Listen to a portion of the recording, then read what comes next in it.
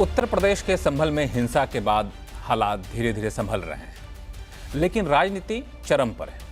आखिर हो भी क्यों ना? पिछले 3 दिनों में संभल में जो कुछ हुआ वो चौंकाने वाला है। कोर्ट के आदेश के महज 3 घंटे के भीतर संभल की जामा मस्जिद में सर्वे करने टीम पहुंच जाती है। पहले दिन तो सब कुछ शांतिपूर्वक निपट जाता है, लेकिन अगले दिन इसी टीम पर हमला हो जाता है। जमकर पत्थरबाजी और आगजनी हो जाती है। 4 लोगों की मौत भी हो जाती है और मारे गए चारों युवक एक ही समुदाय के हैं। इस मामले में अब तक 7 एफआईआर दर्ज हो चुकी है। 2700 से ज़्यादा लोग के नाम हैं इनमें।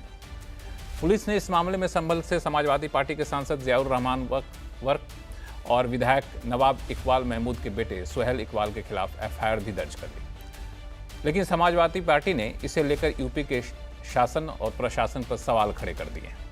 वो इस हिंसा के लिए यूपी की बीजेपी सरकार को जिम्मेदार ठहरा रहे हैं, जबकि बीजेपी इसे विपक्षी पार्टियों की साजिश बता रही है। सवाल ये है कि संभल में हिंसा क्यों भड़की और इसका जिम्मेदार कौन है?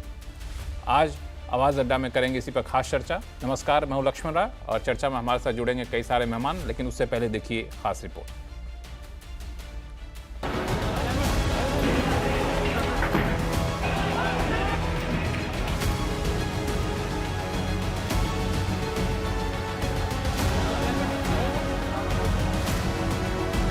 यूपी के संभल में जामा मस्जिद के सर्वे को लेकर सियासी दंगल छिड़ गया है।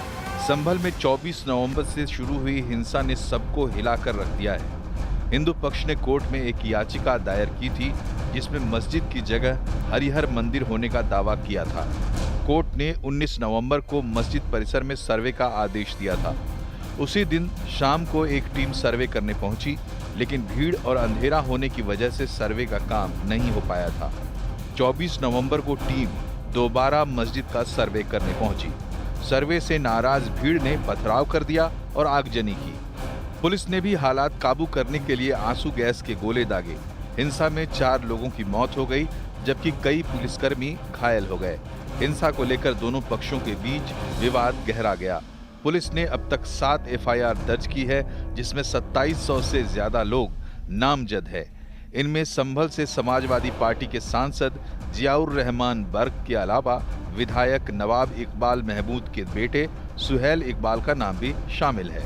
अखिलेश यादव अपने नेताओं का बचाव कर रहे हैं, साथ ही हिंसा के लिए यूपी सरकार को जिम्मेदार ठहरा रहे हैं। तमाम हजारों लोगों को झूठे मुकदमे में फंसाया जा रहा है। वहाँ के सांसद, वहाँ के विधायक और उनके पुत्र पर झूठे मुकदमे लगाए रहे हैं। पूरी गलती है तो वो सरकार की है। सर्वे जब एक बार हो चुका था, फिर दोबारा सर्वे क्यों करना? क्या सर्वे के साथ और सर्वे टीम के साथ बीजेपी के कार्यकर्ता थे जो भड़का रहे थे? क्या उनके पास ऊपर कार्रवाई हुई? क्या उनको गिरफ्तार किया गया? क्या उनको जेल भेज दिया गया? संभल में जो कुछ प्रशासन कर रहा है 100% गलत कर रहा है। प्रशासन की लापरवाही से, बल्कि मैं तो ये आरोप लगा रहा हूँ, प्रशासन ने जानबूझकर वहाँ ये सब अशांति पैदा करने का काम किया है।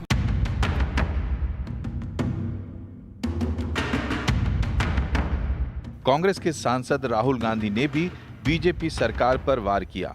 उन्होंने कहा कि संभल में असंवेदनशीलता से की गई कार्रवाई ने माहौल बिगाड़ा, जिसके लिए बीजेपी की सरकार जिम्मेदार है।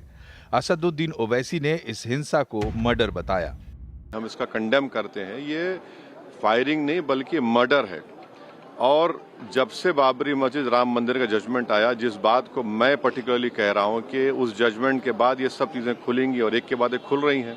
कौन लोग थे जो जाकर के धार्मिक स्थल में नारेबाजी कर रहे थे? क्यों नारेबाजी कर रहे थे धार्मिक स्थल में? जब सर्वे टीम गई थी, सर्वे टीम ने सर्वे किया, शांति के साथ सर्वे पूरा हो गया। और जब सर्वे टीम ने उनका काम नहीं चला तो दोबारा सर्वे टीम गई। दोबारा सर्वे टीम जाती है, साथ में अपने दंगाइयों को लेकर जाती है, उन्हें ले जाकर के वहाँ नारेबाजी कराती है। क्यों नारेबाजी हो रही थी भाई? क्यों झगड़ा? और झगड़ा कराया और सीधे गोली चलाई और लोगों को मार दिया। संभल हिंसा मामले में मजिस्ट्रियल जांच के आदेश दे दिए गए हैं। संभल के डीएम ने पुलिस पर फायरिंग करने के लगे आरोपों को गलत बताया है। उन्होंने बताया कि मस्जिद कमेटी को सर्वे की जानकारी दी गई थी। यूपी सरकार ने भी विपक्ष के आरोपों का जवाब दे दिया है। जो स्वयं हिंसक लोग होते हैं उनको इस प्रकार की भाषा बोलने की जरूरत नहीं। सपा के साथ ये कहा गया था कि सांसद का नाम आया है जो एफआईआर दर्ज हुई है कि उन पर भड़काने का आरोप है। जो अगर मुकदमा लिखा गया है, विवेचना हो रही है, उस पर जो कार्रवाई होगी होगी। अयोध्या विवाद का हल सुप्रीम कोर्ट से हो चुका है, लेकिन अब भी मंदिर मस्जिद से जुड़े विवाद देश के अलग अलग हिस्सों में चल रहे हैं। इसमें वाराणसी, मथुरा, धार, बदायूं, अजमेर, दिल्ली शामिल हैं। ऐसी सैकड़ों मस्जिद हैं जहां पर मंदिर होने का दावा किया जाता रहा है। सवाल ये है कि संभल की हिंसा का जिम्मेदार कौन है? क्या इसके पीछे कोई सियासी साजिश है? क्या संभल की हिंसा मंदिर मस्जिद से जुड़े विवादों के लिए एक रेड सिग्नल है?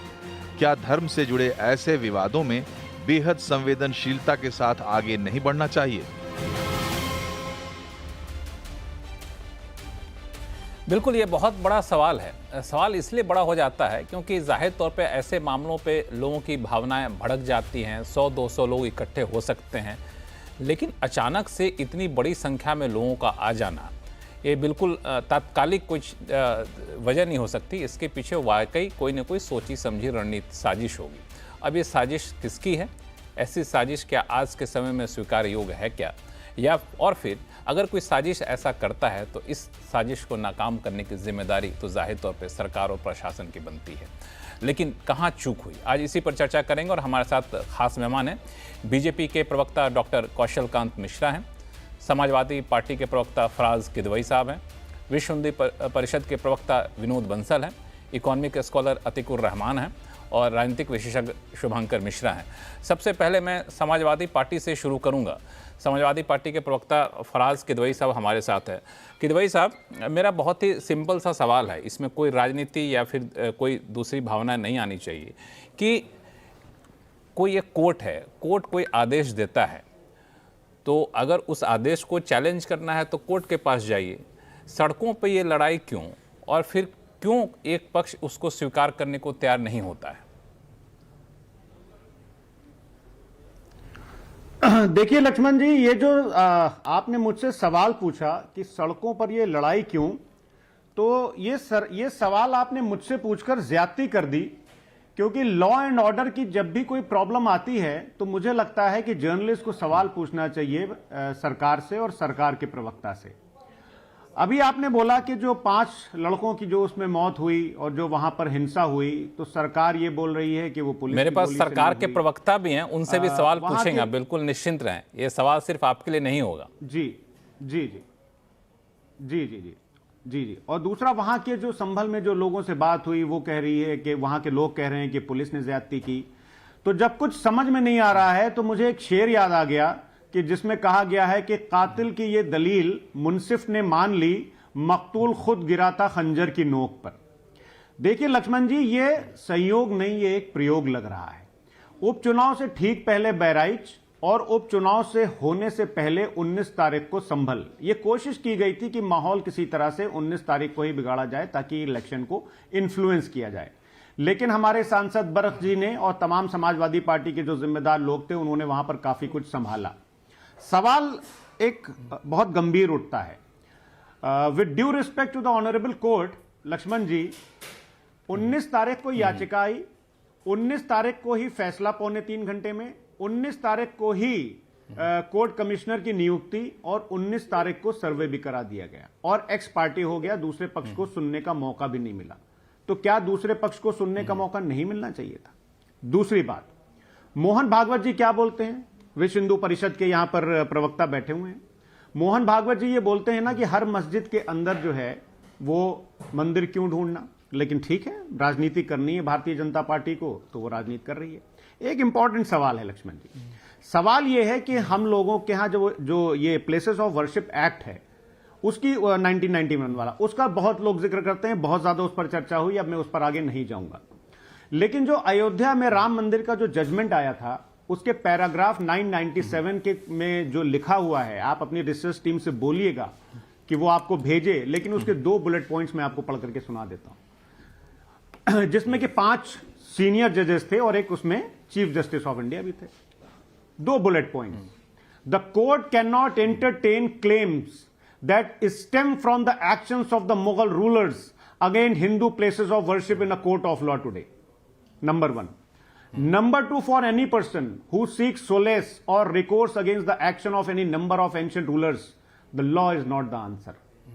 अब इसका मतलब क्या हुआ आप समझ गए होंगे, आपके दर्शक भी समझ गए होंगे, जितने सारे प्रतिष्ठित लोग हैं सब समझ गए होंगे। तो राम मंदिर के जजमेंट से लेकर के प्लेसेस ऑफ वर्शिप एक्ट तक और आपके जो आप समझ लिए एक गाइडिंग स्टार है मोहन भागवत तक, सब लोग एक ही बात कह रहे हैं। लेकिन आज हो क्या रहा है, जब इस सूबे के मुख्यमंत्री जी बोलेंगे बटेंगे तो कटेंगे जैसे नकारात्मक नारे उत्तर प्रदेश में लगाएंगे तो उसके लॉ एंड ऑर्डर क्या हश्र होगा। माननीय मुख्यमंत्री जी एक सभा में थे और उनका छोटा सा 20 सेकंड का ये वीडियो सुनिए। दंगा हो जाएगा, हमने कहा एक बार आर पार हो ही जाए, देखा जाएगा। हमने कहा एक बार आर पार हो ही जाए, देखा जाएगा जो होगा। जब इस सूबे के माननीय मुख्यमंत्री जी ये बोलेंगे तो जनता की साइकोलॉजी पर क्या असर पड़ेगा, प्रशासन की साइकोलॉजी पर क्या असर पड़ेगा, ये हमसे आपसे छुपा नहीं है। माननीय मुख्यमंत्री जी कहते हैं, माननीय प्रधानमंत्री जी बोलते हैं ना कि सबका साथ सबका विकास। वो मुसलमानों की बात करते हैं कि एक हाथ में कुरान एक हाथ में लैपटॉप, हम स्वागत करते हैं उसका। माननीय मुख्यमंत्री जी कहते हैं कि कावड़ियों पर हमने पुष्प वर्षा की, बहुत अच्छी बात है, हम उसका स्वागत करते हैं। लेकिन सड़क के किनारे अगर कोई नमाज पढ़ता है कोई व्यक्ति और उसको पुलिस जूतों से मारती है तो उसको कंडम नहीं किया जाता है, उसको कहीं ना कहीं से अप्रिशिएट किया जाता है। आप सारे ट्विटर हैंडल देख लीजिएगा, सारी चीजें हैं जो आज की तारीख यहाँ पे मैं एक छोटा सा रिक्वेस्ट करूंगा फराज साहब कि हम लोग थोड़ा सा अगर मुद्दे पर रहें तो ज़्यादा अच्छा रहेगा, ज़्यादा पॉइंटेड बातचीत हो पाएगी। और आपने 2-3 बातें उठाई, मैं सोच रहा था कि अलग अलग मुद्दे मैं गिनाऊंगा, लेकिन अच्छा क्या कि आपने मुद्दे गिनाए। मोहन भागवत जी का बयान गिनाया, प्लेस ऑफ वर्शिप एक्ट का हवाला दिया, सुप्रीम कोर्ट के जजमेंट का हवाला दिया, इन सब पे मैं बातचीत करूंगा। लेकिन जो आपने मेरे सवाल पे सवाल उठाए कि सवाल मुझसे क्यों पूछ रहे हैं, तो दरअसल सवाल आपसे पहले ये इसलिए पूछा गया क्योंकि एक पक्ष पहले सड़क पर उतरता है, फिर प्रशासन क्यों नहीं रोका, ये एक बड़ा मुद्दा उठता है। तो ये मुद्दा लेकर के मैं जाऊंगा। भाजपा के प्रवक्ता हमारे साथ हैं डॉक्टर कौशल कांत मिश्रा जी। कौशल जी, सवाल ये है कि ठीक है, ऐसे मुद्दे पर हो सकता है विवाद बढ़े, लोगों में हिंसात्मक माहौल बने, लेकिन अचानक से संभल जैसे छोटी जगहों पे इतनी बड़ी संख्या में लोग इकट्ठे हो जाते हैं, जबकि पता है कि वहाँ पे हम एक मस्जिद का सर्वे करने जा रहे हैं, संवेदनशील मुद्दा होता है। तो यहाँ पे प्रशासन इतनी चूक कैसे कर सकती है कि कोई इंतज़ाम ना रखे, कोई तैयारी ना रखे, और जब सब कुछ होने लगे तब प्रशासन वहाँ पे एक्टिव हो? लक्ष्मण जी, पहले तो ये मैं कहना चाहूँगा कि ये कोई दंगा नहीं है, ये एक सुनियोजित सोची समझी षड्यंत्र के तहत एक हमला है। और हमला और आक्रमण किस पे है? देश के संविधान पर, देश की कोर्ट पर, और देश की कोर्ट को के आदेश के ऊपर पैर रख करके ये दंगाई आगे बढ़े थे। ये समाजवादी पार्टी हमेशा पत्थरबाजों के साथ, दंगाइयों के साथ, आतंकियों के साथ, हमेशा जो लोग इनसे लोहा लेते हैं, चाहे वो पुलिस वाले हों, चाहे वो देश के सैनिक हों, हमेशा उनके साथ खड़ी रहती है। चाहे बुरहान वानी की बात करें, चाहे आपको याद होगा कि लू लगने पर जिस तरीके से एक आतंकी की मौत हुई थी और डीजीपी को सस्पेंड कर दिया गया था, चाहे उसकी बात करें, चाहे शैलेंद्र प्रसाद सिंह जिनको सस्पेंड कर दिया गया था, जिन्होंने एक अपराधी के घर से AK-47 निकाली थी, और उसकी बात करें तो वो हमेशा अपराधियों के साथ खड़े हों, चाहे आज का संभल हो, इन्हें हमेशा पत्थरबाज में हमेशा देवदूत नजर आते हैं और पुलिस और सेना के बीच में हमेशा इन्हें राक्षस नजर आता है। आप याद कीजिए उत्तर प्रदेश का वो जवाहर यादव हत्याकांड, जिसमें करीब करीब 28 पुलिस वाले SP सिटी की हत्या हुई थी, ये उसमें भी चुप रहे थे, वो पुलिस के साथ नहीं खड़े हुए थे। राजू पाल की हत्या हो, चाहे सड़क पे दौड़ा करके गोली मारी गई हो, और गोली मारने वालों को ये हमेशा से MLA का टिकट देते रहे हैं। लोग कहते हैं कि अच्छी बात करनी चाहिए, मैं कहता हूं सच्ची बात करनी चाहिए और अच्छा काम करना चाहिए। समस्या क्या है कि समाजवादी के सरकार के समय में एक दिन में 24 बलात्कार, 21 attempt to murder, 13 murder, 33 kidnapping, 19 दंगे, 136 चोरियां, और ये सिर्फ एक दिन के आंकड़े हैं। समाजवादी पार्टी हमेशा से अपराधियों को संरक्षित करती रही है, और जिस तरीके से मेरे दोस्त ने बात की कि संभल के MP MLA ने संभाला, पहले तो ये पूछना चाहूंगा अपने दोस्त से कि उनको ये अधिकार किसने दिया था कि कोर्ट के आदेश के बाद एमपी एमएलए 19 तारीख की सुबह दोपहर में 19 तारीख की दोपहर के बाद आफ्टरनून में एमपी एमएलए जो दोनों समाजवादी पार्टी के थे वहां क्या कर रहे थे और क्यों कर रहे थे, उनके पास कौन सा अधिकार था, किसकी वजह से ये थे। दूसरा, इन्होंने सवाल उठाया कि नोटिस नहीं दिया गया। अरे श्रीमान, सिविल कोर्ट का प्रोसीजर होता है कि जब कोई केस फाइल होता है तो जो वादी है उसके पक्ष की सच्चाई को जानने के लिए इन्वेस्टिगेटिंग स्टेज पे केस था। उस इन्वेस्टिगेशन के लिए कमेटी बनाई गई कि जाके देखा जाए जो ये पक्ष कह रहा है वो सही है या गलत है। उस इन्वेस्टिगेशन की स्टेज पर आकर के आप लोगों ने, आपके बहकाने से, आपके भड़काने से पब्लिक वहां पर आई थी। पहले दिन भी आई थी और दूसरे दिन जब पिछली बार परसों की बात जब रही है तो जिस तरीके से वहां पर पत्थर आए, ये किसकी साजिश है? ये सुनियोजित साजिश है। तीसरा, इन्होंने प्लेसेस ऑफ वर्शिप एक्ट की बात की। Sir, places of worship act की बात कीजिए, वो कभी भी ऐसी इमारत पे लागू नहीं होता है जो एएसआई के कंट्रोल में है। और मैं अपने दोस्त से यह पूछना चाहूंगा कि 2017 के पहले प्लेसेस ऑफ वर्शिप एक्ट की बात तो कर रहे हैं, एएसआई जो पूरे देश का कानून है उस पे जिस इमारत पे एएसआई का कब्जा हो उसको वहां से भगा करके मस्जिद कमेटी स्थापित किसने की थी? वो समाजवादी पार्टी ही थी। और ये हिस्टोरिकल इनजस्टिस की बात कर रहे थे कि historical injustice can not be compensated. श्रीमान जी, बाबा साहब अंबेडकर के संविधान ने वो ताकत दी है कि हजारों सालों से होने वाले हिस्टोरिकल इनजस्टिस, दलितों के ऊपर जो हुआ था अत्याचार, उसका कंपनसेशन आज की डेमोक्रेसी कर रही है रिजर्वेशन के फॉर्म में, उनके अपलिफ्टमेंट के फॉर्म में, ओबीसी के अपलिफ्टमेंट के फॉर्म में। तो historical injustice can be corrected by the law, by this constitution, and this constitution is live document. ये मैं नहीं कहता, अंबेडकर साहब कहते हैं।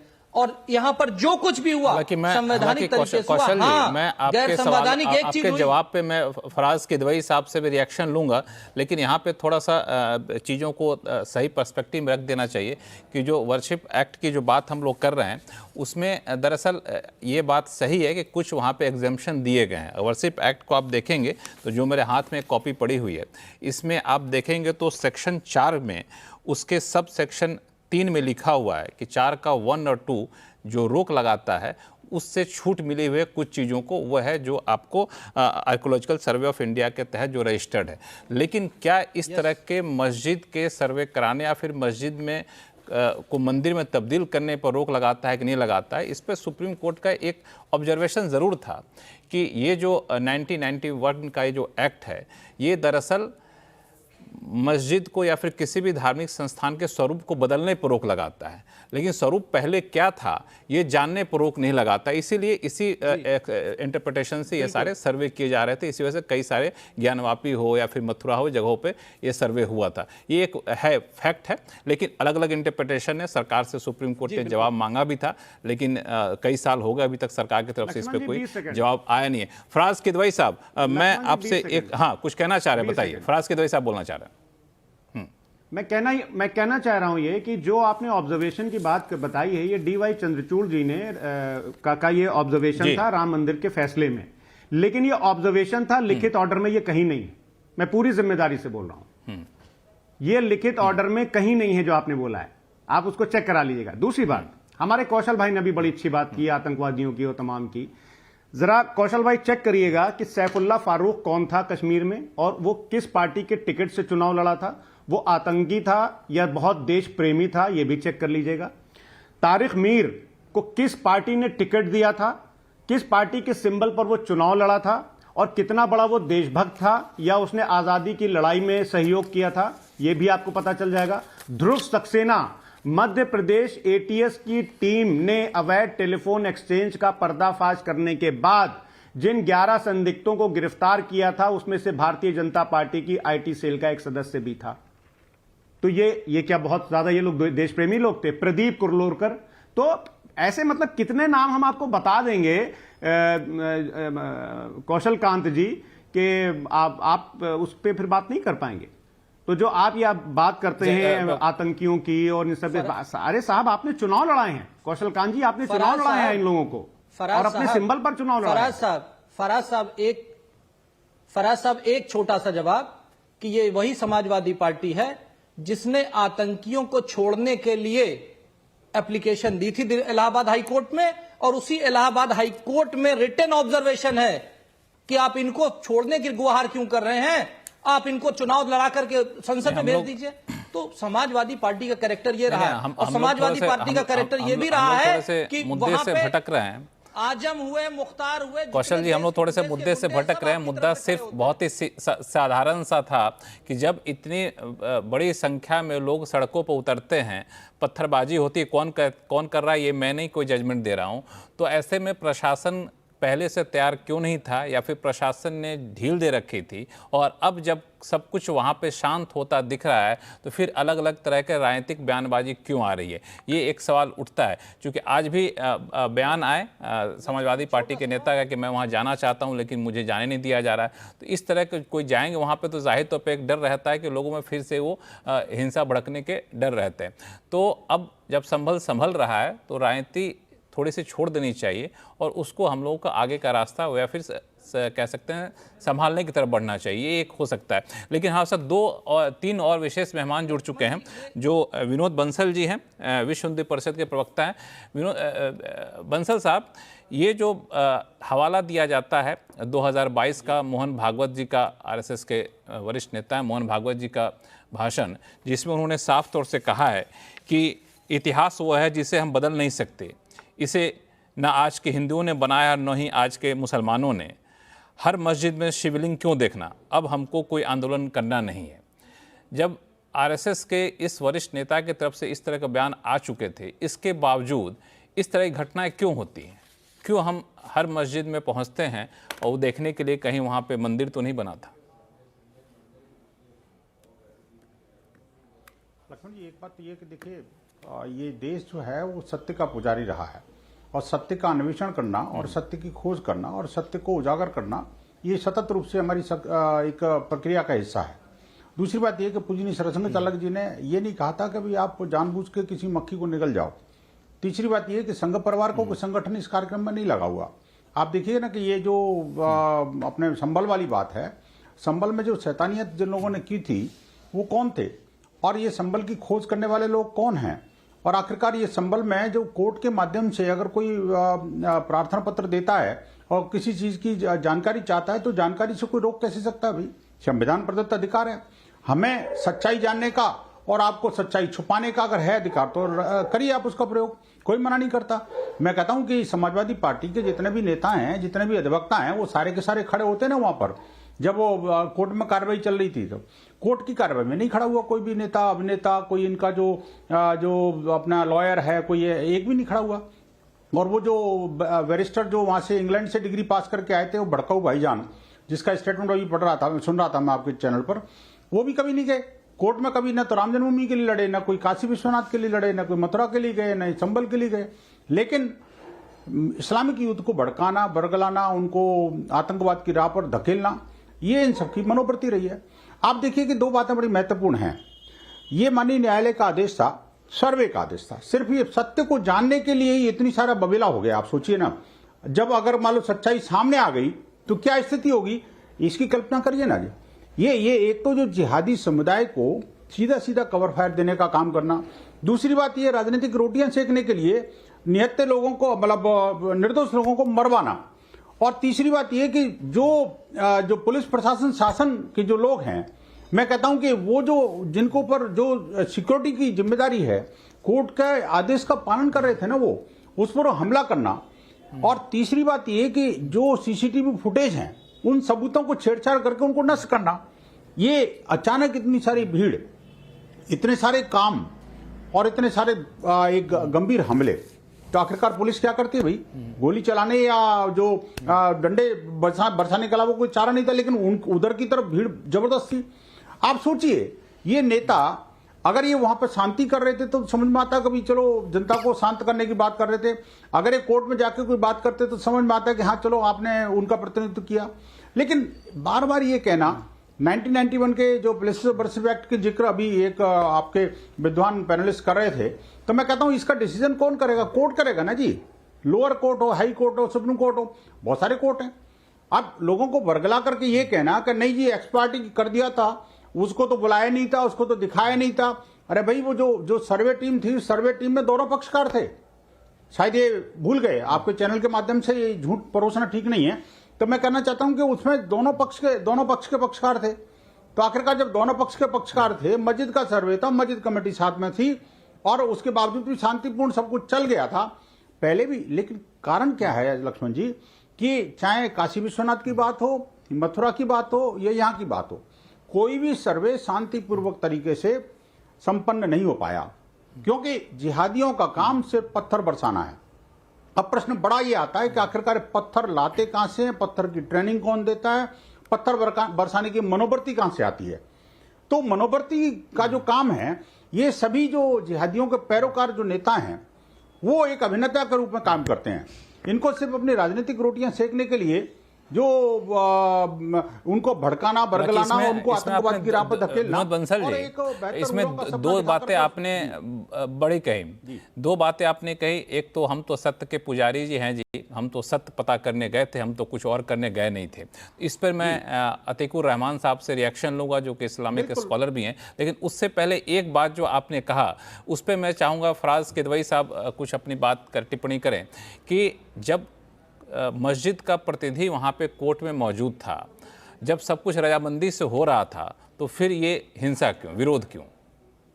सर्वे में भी था जी, सर्वे की टीम में भी। देखिए लक्ष्मण जी, क्या है ना कि लक्ष्मण जी वहां पर जो मौजूदा स्थिति में हो रहा था वो मैं आपसे फिर से बोलूंगा कि समाजवादी पार्टी की ना तो सरकार है और ना ही समाजवादी पार्टी का मुख्यमंत्री है। अगर कोई लॉ एंड ऑर्डर की प्रॉब्लम आती है तो उसका आंसर आपको लेना चाहिए भारतीय जनता पार्टी के प्रवक्ता से। और देखिए ऐसे में डिबेट करता नहीं हूं, अगर आप बोलिए तो समाजवादी के थे ना जी। नहीं एक मिनट, विनोद गुंडे सबसे ज्यादा गुंडे तो आप लोग हैं, आप लोग गुंडे पालते हैं। आप लोग से बड़ा गुंडा कोई नहीं है। आपसे बड़ा कोई गुंडा नहीं है विनोद बंसल जी। ओ भाई साहब, गुंडागर्दी जितनी आप लोगों ने आजादी से पहले और आज तक फैलाई है, गांधी के हत्यारों से बड़ा कोई गुंडा नहीं, नाथूराम गोडसे से बड़ा कोई गुंडा नहीं। गांधी के चले जाओ, बोलो नाथूराम गोडसे मुर्दाबाद अगर तुम्हारी हैसियत है तो। अरे बोलो नाथूराम गोडसे मुर्दाबाद। हत्यारा कौन था? विनोद बंसल बोलो नाथूराम गोडसे मुर्दाबाद। हत्यारा कौन था? बोलो गांधी जिंदाबाद। शेख बहादुर का हत्यारा कौन था? बोलो नाथूराम गोडसे जिंदाबाद। अरे तुम्हारी हैसियत नहीं है कि तुम बोलोगे, क्योंकि तुम देशद्रोही हो, तुम गांधी के हत्यारे हो, गुंडे हो तुम लोग। आजादी से पहले तुमने गुंडाई की, आजादी के बाद तुम लोग गुंडाई कर रहे हो। देखिए एक मिनट थोड़ा सा व्यक्तिगत हमले ना करें, हम लोग व्यक्तिगत हमले ना करें, व्यक्तिगत हमले ना करें। एक मिनट, आप दोनों लोग शांत हो जाइए, आप दोनों लोग शांत हो जाइए। अतीकुर रहमान साहब, मैं आपके पास आऊंगा। ये कहना कि हम सत्य के पुजारी, हम सत्य की खोज करेंगे, तो इसमें दिक्कत क्यों होनी चाहिए? अतीकुर रहमान साहब जी। लक्ष्मण जी, फराज किदवई साहब एक मिनट शांत हो जाइए, हम लोग। हाँ अतीकुर रहमान साहब बोलिए। अगर सत्य की खोज ही करना है, और क्योंकि हम बात कर चुके हैं कि सुप्रीम कोर्ट ने इसके लिए ग्रीन सिग्नल दे दिया है कि सर्वे करने में कोई हर्ज नहीं है, सर्वे कराया जाए। उसके साथ साथ में आपने बड़े अच्छी तरह से बताया कि 1991 प्लेसेस ऑफ वर्शिप एक्ट ये कहता है कि 1947 के बाद में किसी भी धर्म स्थल का कोई भी चीज बदली नहीं जाएगी। अब सवाल ये उठता है कि सत्य की खोज मान लीजिए हो गई, और मैं इसमें हवाला देना चाहूंगा इरफान हबीब साहब का, जो हमारे बहुत फेमस हिस्टोरियन हैं, जिन्होंने कबूल किया है कि ज्ञान वापी मस्जिद के हिस्से औरंगजेब ने गिराए थे, और वो सत्य सामने आ चुका है, अभी नहीं बहुत पहले से। अब ये खोज हो गई, सत्य सामने आ गया, मैंने पूरा नहीं किया है अभी, तो सत्य सामने आ गया। अब सत्य सामने आने के बाद पब्लिक के अंदर उसको उछाला जाएगा, रातों दिन उसके ऊपर मीडिया में डिबेट्स होंगी, और उसके साथ साथ में 1991 प्लेसेस ऑफ वर्शिप एक्ट कह रहा है कि नहीं, ये जैसा है वैसे ही रहेगा। लक्ष्मण जी देख रहे हैं अब क्या हो रहा है देश के अंदर, यानी कि एक पार्लियामेंट्री एक्ट का अच्छी तरह से आप पोस्टमार्टम करके पब्लिक में उस चीज को बड़ा चढ़ा के बयान करके पॉलिटिकल पार्टीज को उसके अंदर शामिल करके आप चाहते हैं कि हिंदू और मुसलमान, और यहाँ पर मुसलमानों के लिए विनोद बंसल जी ने इस्तेमाल किया है यानी ये हिंदू आतंकी और मुसलमान जिहादियों के बीच में हमेशा हमेशा लड़ाई होती रहे। ये लक्ष्मण जी, ये देश हिंदू आतंकी कभी हो ही नहीं सकता। आप 50 बार करो, लाख बार कह दो, हिंदू आतंकी नहीं हो सकता। लेकिन इस्लामिक जिहाद से पूरी दुनिया त्रस्त है आज। लक्ष्मण कोई नई बात नहीं है। ये आतंकी कहाँ से बिठा लिया आपने? इस तरह से तो सीएनपी नहीं, ये इस तरह के व्यक्तिगत हमले ना करें। अरे अगर जब सीएनपी नहीं, व्यक्तिगत हमले ना करें। हिंदू समाज के ऊपर पत्थर फेंके जाएंगे तो आत्मरक्षा का अधिकार मुझे भी है। मैं क्या चुप थोड़ी बैठूंगा भाई, मैं चुपचाप बैठा था। लेकिन जब आप पत्थर फेंकने लगे तो मुझे भी तो सिक्योरिटी का अधिकार है कि नहीं? नहीं, इसमें एक मिनट अतीकुर रहमान साहब, एक मिनट आपको यहाँ रोकूंगा। आपकी आवाज़ भी बीच में ब्रेक हो रही थी, अगर आप चाहें तो थोड़ा सा ऑडियो इस बीच ठीक कर लें अपना। दरअसल ये सही बात है कि जब 1991 में ये एक्ट लाया गया था तो उस वक्त एक्ट को लाते वक्त ये कहा गया था कि इसका मुख्य मकसद ये है कि धार्मिक सौहार्द बना रहे, एक दूसरे के धर्म स्थलों पर उसके इतिहास को कुरेद करके हमला ना किया जाए, इसी मकसद से बनाया गया था। लेकिन उसमें जो ग्रे एरिया छोड़े गए थे, शायद वो एक बड़ी वजह। हाँ बताएं कौशल जी, हम चलेंगे, हमारे पास शुभांकर मिश्रा भी हैं, उनके पास जाऊंगा। डॉक्टर कौशल कांत मिश्रा साहब, थोड़ा संक्षिप्त में अपनी बात रख दीजिए। हाँ लक्ष्मण जी, मैं स्ट्रांगली अपोज करता हूं अतीकुर रहमान साहब जो यहां पे इस्लामिक स्कॉलर बन के आए हैं और ये हिंदुओं को आतंकी बताने की कोशिश कर रहे हैं। आज तक हिंदू आतंकवाद प्रूव नहीं हुआ और ये इस्लामिक स्कॉलर यहां पर बैठ करके हिंदू आतंक की बात कर रहा है, जो बिल्कुल गलत है। पूरी दुनिया में होने वाले आतंकी हमले केवल इस्लामिक और वहाबी मानसिकता से हैं। ये मैं नहीं कहता, पूरे विश्व के लोग कहते हैं, पूरे विश्व के आंकड़े कहते हैं। 99% आतंकी हमेशा इस्लामिक और वहाबी मानसिकता से आते हैं। एक भी आज तक आतंकी प्रूफ नहीं हुआ है जो हिंदू आतंक के नाम से आए। और इन लोगों की साजिश थी, इन लोगों का मतलब कि पिछली सरकार की साजिश थी। आज 26/11 की बात है और 26/11 वाले दिन भी इनका आतंकी कलावा पहन के आया था और उसको प्रूफ करने की कोशिश की गई थी कि वो हिंदू आतंकी है। इतना बड़ा षड्यंत्र इनकी तो हो गया। आपने अपनी बात रख दी। अतीकुर रहमान साहब जल्दी से इनका जवाब दीजिए, फिर मैं शुभांकर मिश्रा के पास जाऊंगा। अतीकुर रहमान साहब जल्दी से जवाब दे दीजिए अपना संक्षिप्त में। लक्ष्मण जी, मैं पूरी तरह से कौशल जी की बात को मानने को तैयार हूं कि पूरी दुनिया में यूएस की पॉलिसी ने पूरे इस्लाम को आतंक के साथ जोड़ दिया है, लेकिन भारत के मुसलमान को बियॉन्ड द कश्मीर अगर आप आतंक से जोड़ते हैं तो ये बात सही नहीं है कौशल जी। हाँ, मैं इस बात की गारंटी दे सकता हूं कि किसी भी इस तरह के आतंकी मानसिकता के लोगों को हम एमपी बनाकर प्रज्ञा सिंह ठाकुर की तरह बीजेपी की टिकट के ऊपर पार्लियामेंट में नहीं पहुंचाएंगे। ये मेरा वादा है। प्रज्ञा सिंह ठाकुर आतंकी नहीं थी। प्रज्ञा सिंह ठाकुर आतंकी नहीं थी। कोर्ट ने उसे बरी किया है और मैं उसका फेवर नहीं कर रहा हूं और मैं साफ बात कर रहा हूं। इस्लामिक स्कॉलर आप बन रहे हैं, आप मुझे ये बताइए पीएफआई किसका अभी केस चल रहा है। एक मिनट कौशल जी, हम लोग कोर्ट का सामना करने की हिम्मत नहीं है। कौशल जी, हम लोग एक मिनट डिबेट को यहाँ पे आप लोग शांत हो जाइए, आप लोग शांत हो जाइए। दरअसल ये इस्लामिक आतंकवाद या फिर दूसरे आतंकवाद की बात हो या फिर लॉ एंड ऑर्डर की बात हो या फिर विशुद्ध एक राजनीति है, ये समझने की कोशिश करेंगे। शुभांकर मिश्रा हमारे साथ हैं। शुभांकर, एक पक्ष ये कहता है कि सहयोग नहीं ये प्रयोग है, दूसरा पक्ष ये कहता है कि सोची समझी साजिश है। ये इसको क्या माना जाए? ये तत्कालिक भावनाओं से भड़की हुई हिंसा थी या फिर वाकई इसके पीछे राजनीति थी? राजनीति जब कहते हैं तो हमें ये लगता है कि राजनीति जब करनी ही थी किसी पक्ष को तो महाराष्ट्र चुनाव से पहले करते, वहाँ पे ध्रुवीकरण करना होता अगर जो आरोप लगाया जाता है। लेकिन यह तो महाराष्ट्र चुनाव के बाद इस तरह की हिंसा भड़कती है। लक्ष्मण जी, आपको और बाकी सारे पैनलिस्ट को मेरा नमस्कार। काफी देर के बाद मौका मिला और इस बात की शुरुआत करना चाहता हूँ। उनका जो फर्ज है वो अहले सियासत जाने, मेरा पैगाम मोहब्बत है जहां तक। मुसीबत यह है कि अभी तक हमारे सारे जो भी भाई लोग बैठे हुए हैं, सारे सम्माननीय और काफी तजुर्बेकार लोग हैं, उनमें से कोई किसी को आतंकी, कोई किसी को जिहादी, कोई किसी को गुंडा, कोई किसी को कुछ भी बता रहा है, बट कोई ये नहीं कह रहा है कि जो मूल मुद्दा जिसपे आज आपने डिबेट की शुरुआत की कि आखिर इस सर्वे के बाद जो हिंसा भड़की उसके पीछे कारण क्या है, कौन लोग हैं जो इस हिंसा को भड़का रहे हैं और कैसे सुलझेंगे मंदिर मस्जिद विवाद, जो आपका पॉइंटर चल रहा है। मंदिर मस्जिद विवाद इस देश में, और जो आपने भी बोला कि हम कितना पीछे जाएंगे, सरसंघचालक जी की बात को कोट किया गया कि हर मस्जिद में अगर हम मंदिर ढूंढते रहें और शिवलिंग ढूंढते रहें तो उसका क्या अंत है। भाजपा के प्रवक्ता जी कौशल जी ने हिस्टोरिकल इनजस्टिसेस को ठीक करने की बात की। मैं इन सब लोगों से सिर्फ एक चीज पूछना चाहता हूं, आप कितना पीछे जाना चाहते हैं? मैं बिल्कुल एक आम आदमी के तौर पे दोनों तरफ से लोगों से बात अगर पूछूं कि अगर आपको हिस्टोरिकल इनजस्टिसेस से इतनी प्रॉब्लम है तो आप अल-अक्सा मस्जिद के पीछे क्यों पड़े हुए हैं? हिस्टोरिकल इनजस्टिसेस से इतनी प्रॉब्लम है तो जब इस्तांबुल में हागिया सोफिया मॉस्क को, एक जो पहले चर्च था फिर उसको मॉस्क में कन्वर्ट किया गया, फिर उसको म्यूजियम बनाया गया, जब वहां पे म्यूजियम बनने के बाद कुछ साल पहले उसको वापस मस्जिद बना दिया गया।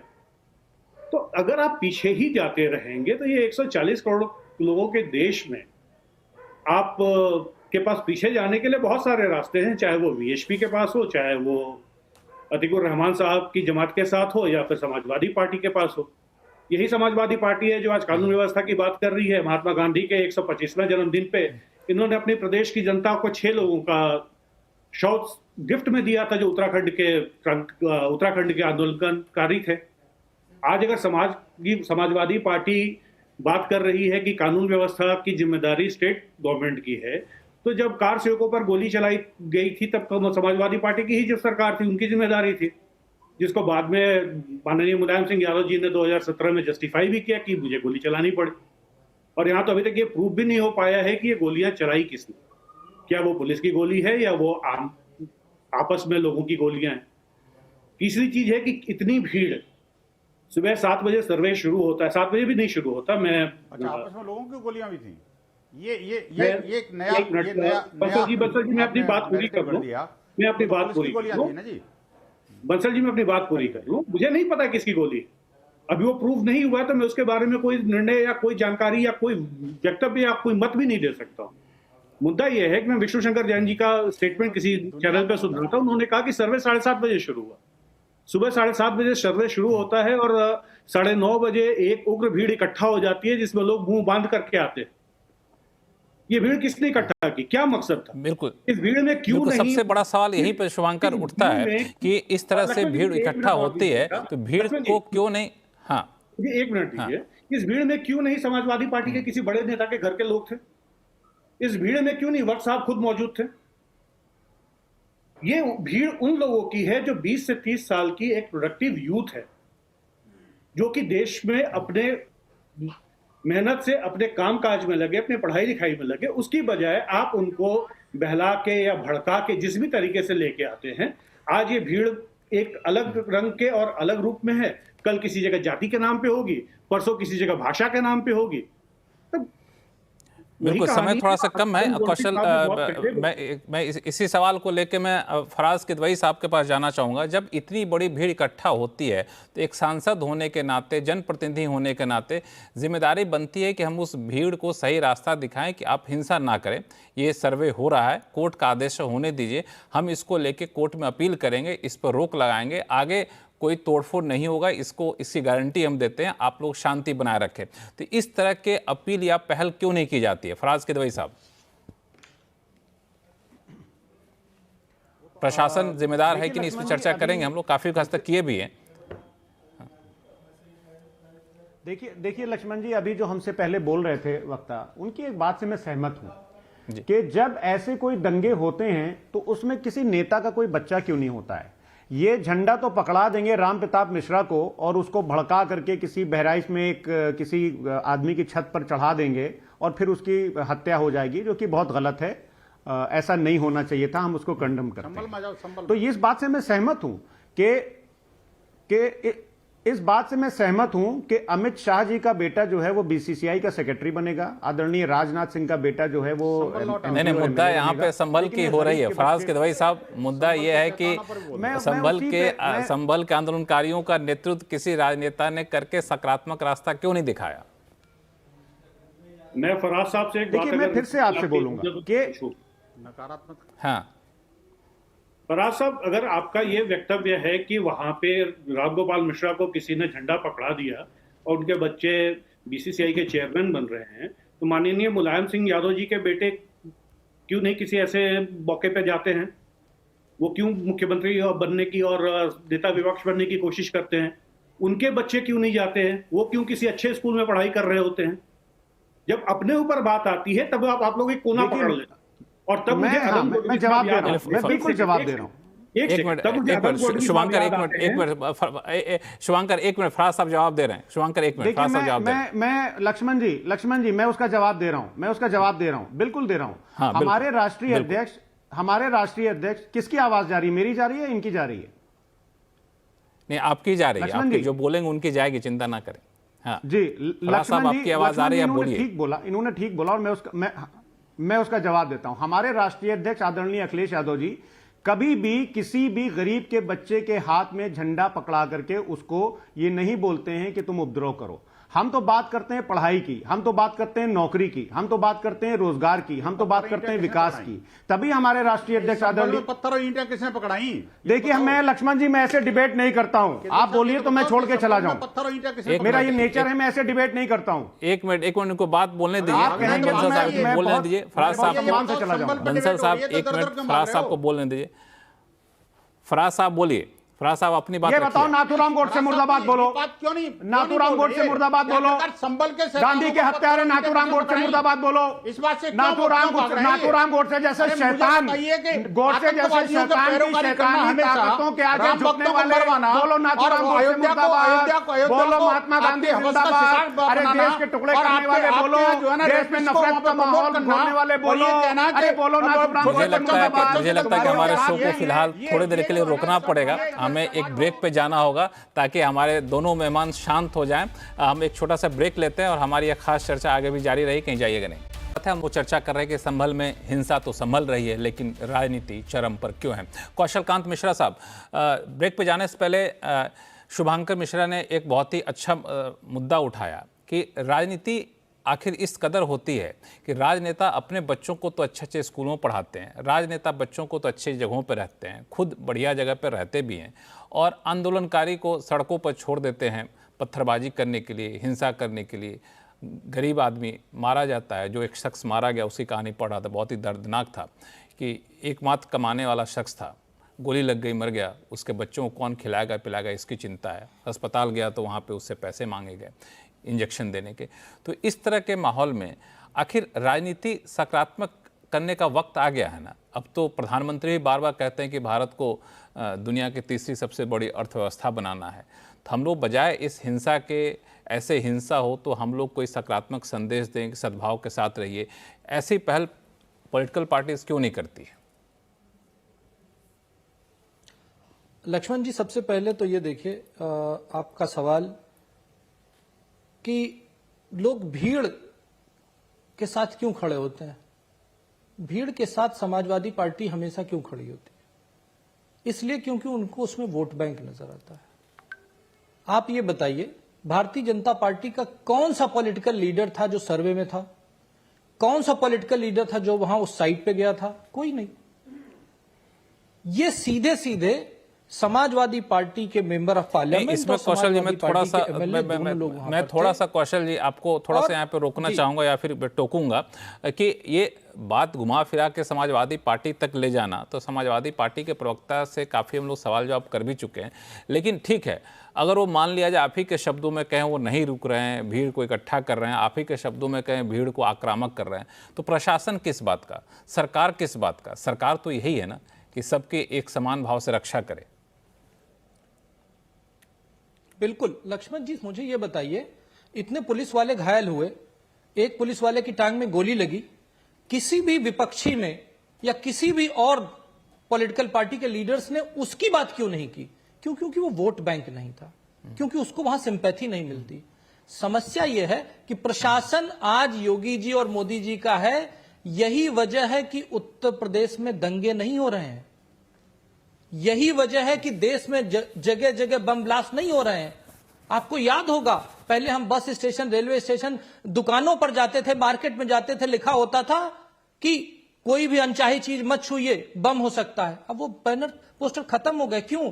क्योंकि ऐसा प्रशासन चल रहा है। बात यह है कि जब प्रशासन अपना काम करेगा तो जिसके ऊपर कार्रवाई होगी उसके साथ अगर ये खड़े होंगे, पुलिस वालों से सवाल करेंगे, कोर्ट के आदेश पे सवाल करेंगे, मंदिर कहीं पर भी उसका विरोध करेंगे, मस्जिद कहीं पर भी उसका समर्थन करेंगे, घुसपैठियों के साथ खड़े होंगे, रोहिंग्याओं के साथ खड़े होंगे, बांग्लादेशी घुसपैठियों के साथ खड़े होंगे, फर्जी कागज जो वोटिंग करते हैं उनके साथ खड़े होंगे, कागज न दिखाने की बात करेंगे, सर तन से जुदा होने वालों के साथ खड़े होंगे, हमास के साथ खड़े होंगे, फिलिस्तीन के साथ खड़े होंगे, नसरल्ला के साथ खड़े होंगे, गाजा के साथ खड़े होंगे, अफजल के साथ खड़े होंगे। हद तो यह है कि अफजल के साथ खड़े होंगे और अपनी सर्जिकल स्ट्राइक पे क्वेश्चन करेंगे। अगर ये चीज इनको ये नजर आती है, और यही आप याद कीजिए ना 26/11 का हमला था जिसके पास सेना के प्रमुख माननीय मनमोहन सिंह के पास गए थे। ये मैं नहीं कहता, किताबों का फैक्ट है। उन्होंने कहा था हमें कुछ कार्रवाई करनी चाहिए, तो हमारे देश के वो कमजोर प्रधानमंत्री ये कह रहे थे कि अगर हम पाकिस्तान पे कुछ कार्रवाई करेंगे तो हमारे देश के मुसलमान नाराज हो जाएंगे। लक्ष्मण जी, जब तक 5 साल की सरकार आपका मेन लक्ष्य रहेगी तो देश कमजोर होता रहेगा। आज माननीय मोदी जी 2047 की बात करते हैं, वो ये नहीं कहते कि वो उनकी सरकार रहेगी या नहीं रहेगी, वो 2047 में विश्व गुरु बनने की बात करते हैं, विश्व बंधुत्व की बात करते हैं, देश को पहली इकॉनमी की बात करते हैं, सबका साथ सबका विकास की बात करते हैं। उनकी योजनाओं में सड़क बन रही है, स्वास्थ्य मिल रहा है, लोगों को बैंक में अकाउंट में पैसे आ रहे हैं, गैस कनेक्शन मिल रहा है, सब कुछ मिल रहा है। वो धर्म और ठीक है, अब बहुत दूर तक चले गए, बहुत दूर तक चले गए। विनोद बंसल जी, आप सबके जवाब में बीच पे टोक रहे थे, इसीलिए मैं सोचता हूं आपके पास सवाल लेके आ जाऊं। विनोद बंसल साहब, कि आखिर कब तक पीछे जाएंगे, कब तक हम मंदिर की खोज में पड़े रहेंगे मस्जिदों में? अगर यही सत्य की खोज में रहेंगे तो आपको नहीं लगता है कि हम लोग समाज एक तरह से भटकता हुआ दिखेगा, अगर इस तरीके से हिंसात्मक तरीके से सत्य की खोज करने लगे तो? नहीं लक्ष्मण जी, सत्य की खोज में हिंसा कहाँ है? हिंसक नेतृत्व जो है वो हिंसा फैला रहा है। आप ही बोल रहे हैं कि ये हम सत्य की खोज में गए तरीके से कर रहे हैं ना जी। हाँ। मैं भी तो कह रहा हूं, देखिए, आप मेरी बात को समझ नहीं पाया लगता। मैं कह रहा हूं, देखिए, हम सत्य की खोज में हैं, समाज सत्य की खोज में। हम की बात नहीं कर रहा, मैं विश्व हिंदू परिषद नहीं है। देखिए, इस पूरे केस में कहीं विश्व हिंदू परिषद है क्या सामने? नहीं है। संघ परिवार का कोई घटक है सामने? नहीं है।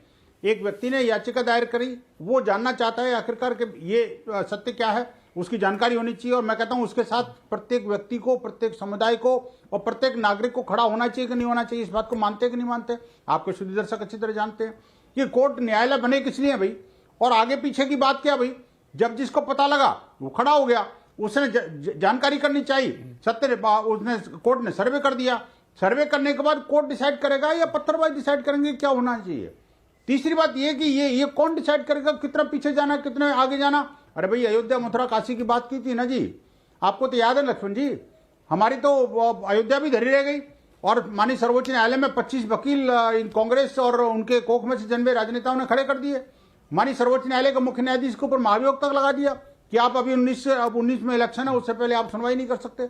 आप सोचिए कि किस तरह की विभत्स कांड हमारे साथ हुए। हिंदू समाज दुनिया का एकमात्र ऐसा समाज है, ये भारत एकमात्र ऐसा देश है जहां का बहुसंख्यक समुदाय, यहाँ के तथाकथित अल्पसंख्यक समुदाय को उत्पीड़न का शिकार रहा है। और आज का नहीं, पिछले 1000 वर्षों से रहा है। 500 वर्ष से तो राम जन्मभूमि के लिए केस लड़ रहे हैं हम। आज अगर संभल की बात आई है तो उसको सामने आ जाना चाहिए ना जी। या तो देखिए, सर्वे से कौन भागता है लक्ष्मण जी? तो मतलब कि ऐसे ही सारे मस्जिदों का सर्वे करेंगे आप? मतलब ऐसे ही सारे मस्जिदों का सर्वे करना चाहिए, पता करना चाहिए कि वहाँ कहीं मंदिर तो नहीं था, या फिर मंदिर को तोड़कर तो मस्जिद नहीं बनाया गया है? नहीं, हमने नहीं कहा कभी लक्ष्मण जी, हमने कभी नहीं कहा इस बात को। सारी मस्जिदों क्यों करना भाई? हाँ। जिसकी जानकारी मिलेगी, जिसके तथ्य सामने आएंगे, जो खुद जो निर्माता है मस्जिद के, आप सोचिए ना, मस्जिद के निर्माता जो मुगल शासक हैं, उनकी किताबों में सब लिखा हुआ है कि हाँ, ये मैंने तोड़ा था और ये मंदिर था उसका नाम, और ये ऐसे तब तोड़ा था, इसलिए तोड़ा था। तो जब अतीकुर रहमान साहब, ये लॉजिक कितना एक्सेप्टेबल है आपको कि जहां तक हमारे पास रिकॉर्ड मिलेगा कि किस मंदिर को तोड़ के मस्जिद बनाया गया था, वहां तक हम सत्य की खोज करेंगे? इसीलिए जो अयोध्या का जजमेंट आया राम जन्मभूमि का, उसमें सुप्रीम कोर्ट ने इसी बात को कहा था कि कब तक के आप हिंदुस्तान के लोगों को इस आग में झुलसाते रहोगे। और शुभांकर जी की बात को किसी ने भी सीरियसली नहीं लिया लक्ष्मण जी। शुभांकर जी ने जो बात छेड़ी है, एक मिनट बंसल साहब, एक मिनट बोलने दीजिए। बंसल साहब, आप जब बोले तो कोई बीच में नहीं बोल रहा था, तो मैं रिक्वेस्ट करूंगा कि आप भी बोलने दीजिए दूसरे गेस्ट को। शुभांकर जी ने जो बात की है वो ही हमारा मुद्दा होना चाहिए कि आखिर कब तक के पीछे जाएंगे। और कितनी अच्छी बात की है शुभांकर जी ने कि हागिया सोफिया और मस्जिद अक्सा का जिक्र किया। मैं इतना खुश हुआ इनकी बात सुनकर कि इंडिया के बाहर जाना पड़ा इनको उदाहरण देने के लिए। यानी कि हिंदुस्तान का मुसलमान इस चीज को नकारता है कि आप हिस्टोरिकल रॉन्ग्स आज के कॉन्स्टिट्यूशन में ढूंढे, और यही सुप्रीम कोर्ट की लैंग्वेज होनी चाहिए थी। लेकिन आज चीफ जस्टिस ऑफ इंडिया ने, जो कि जा चुके हैं, उन्होंने सिर्फ एक आस्था को खुश करने के लिए दूसरी आस्था को रोंगा। और हम देखते रहेंगे कि विनोद बंसल जी का ऑर्गेनाइजेशन, जो कि पूरे भारत में इस तरह की आग लगाने पर आमादा है, अभी अभी इन्होंने कबूल की है वो बात। आग तो आपके लोग लगा रहे हैं भाई, बिल्कुल नहीं लगा रहा। विनोद बंसल साहब मुस्कुरा रहे थे। हाँ बोलिए कि विनोद बंसल साहब, हम तो न्यायालय की शरण में हैं। लक्ष्मण जी देखिए, मैं कहता हूं हम तो न्यायालय की शरण में हैं भाई, हम तो पीड़ित पक्षकार हैं। बहुसंख्यक होते हुए एक मिनट कौशल कांत जी कुछ बोलना चाहते हैं। एक मिनट कौशल कांत जी को मौका। कौशल कांत जी संक्षिप्त अपनी बात रखे, शो का समय खत्म होने वाला। कौशल कांत जी। बिल्कुल लक्ष्मण जी, ये तब तक चलता रह सकता है जब तक देश के एक एक नागरिक का संवैधानिक अधिकार ये बाबा साहब अंबेडकर का संविधान दे रहा है। ये वही संविधान है जिसने सबरीमाला के टेंपल में महिलाओं के प्रवेश को चैलेंज कराया। वो एक महिला का संवैधानिक अधिकार था, एक सिटीजन का संवैधानिक अधिकार था, वो भी जो उस रिलीजन को बिलोंग नहीं करती थी। अगर ये संविधान उस एक नॉन रिलीजन की महिला के साथ खड़ा हो सकता है, तो वही संविधान देश के हर नागरिक के साथ खड़ा है, जब तक यहां का नागरिक जानना चाहेगा कि उसके अधिकार क्या हैं। और अगर कोई भी नागरिक ये जानना चाहता है कि कोई भी धार्मिक स्थल में उसका अधिकार क्या है, तब तक ये चलता रहेगा। और जहां तक रही सोफिया मस्जिद की बात की, बिल्कुल सही बात की अतीकुर रहमान साहब। सच्चाई यह है कि सोफिया मस्जिद पहले एक दूसरे धर्म का स्थान था, जिसको तोड़ करके बनाया गया, पहले एक कॉमन बनाया गया, उसको दोबारा कन्वर्ट करके उसी आतंकी विचारधारा ने मस्जिद में कन्वर्ट कर दिया। शो का समय कौशल जी थोड़ा सा खत्म हो रहा है। शुभांकर, आपके पास 30 सेकंड है, अपनी बात रख दीजिए, फिर मैं शो को यहीं खत्म करूंगा। शुभांकर, आपके जवाब पे सारे हमारे पैनलिस्ट काफी उत्सुक थे जवाब देने के लिए। अब बताइए आप क्या कैसे समाप्त करेंगे इसको? सारे पैनलिस्ट से सिर्फ एक ही चीज का निवेदन करना चाहता हूँ। मैं ना किसी पक्ष में हूँ ना किसी दूसरे पक्ष में हूँ। मेरा सिर्फ एक मुद्दा ये है कि आप लोग इतना सिलेक्टिविज्म क्यों करते हैं? आप कोर्ट की बात मानने के लिए यहाँ तो बड़े उत्सुकता से तैयार हो जाते हैं, लेकिन शाहबानों का अगर मामला आता है तो वहां आप पीछे मुड़ जाते हैं। उसी संसद से पास हुए 1991 एक्ट को, प्लेसेस ऑफ वर्शिप एक्ट को मानने के लिए और मनवाने के लिए आप तैयार हैं, लेकिन सीए एनआरसी की जब बात आती है तो बिना मुद्दा आए हुए, बिना सीए से जब किसी को कोई इफेक्ट नहीं होना, यही तो सबसे बड़ा मुद्दा है शुभांकर के। हर कोई यहाँ पर राजनीतिक नजरिए से देखता है इस सारे मुद्दे को, जहाँ जो चीजें जिनको ज्यादा सूट करती हैं, अनुकूल लगती हैं, उसका विश्लेषण उसी तरीके से किया जाता है, फिर उसको आधार बनाया जाता है। आप सभी मेहमानों का बहुत बहुत धन्यवाद हमारे शो में जुड़ने के लिए। लेकिन इसी उम्मीद के साथ इस शो को मैं खत्म करूँगा कि जो कि संभल में जो कुछ हुआ वो दोबारा किसी शहर में किसी मंदिर मस्जिद को लेकर ना हो। और जो भी इस तरह की हिंसाएं हैं उसकी हम लोग कड़ी निंदा करनी चाहिए। इस पर राजनीति ना हो और सारे राजनेता एकजुट होकर लोगों से शांति बनाए रखने की अपील करें और आगे कोई स्थायी हल ढूंढें। ऐसे कब तक मंदिर मस्जिद ढूंढते रहेंगे, ये एक बड़ा सवाल ज़रूर उठता है। आवाज़ अड्डा में फिलहाल इतना ही। देखते रहिए CNBC आवाज़। नमस्कार।